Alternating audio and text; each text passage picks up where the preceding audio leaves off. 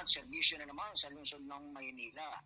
Inanunsyo ni Mayor Hani Lacuna na mayroong bagong operating hours ang Manila City Library at ito'y kaugnay na rin sa ginagawang adjustment ng work schedule sa lokal na pamahalaan. Sinabi ng alkalde na ang city's main library na matatagpuan sa Top Avenue ay bukas mula Lunes, Sabado mula alas 7 ng umaga hanggang alas 7 ng gabi. Maliban na lamang kung holidays. Sa kabilang banda, ang ibang mga branch ng MCL ay bukas mula Lunes hanggang Biyernes mula alas 7 ng umaga hanggang alas 4 ng hapon.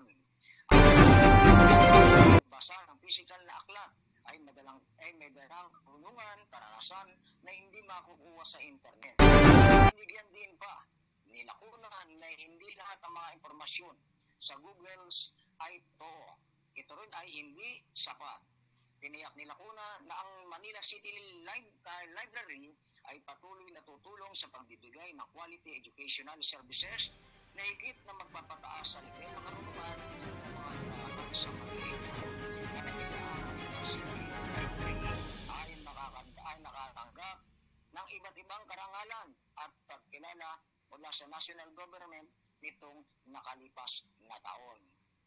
Inulat din ni Mylene Villanueva na siyang ipinang MCL sa alkalde na may 167 na barangays at 11 paaralan na ang kanilang nabisita sa kanilang layunin na mapalapit sa mga residente.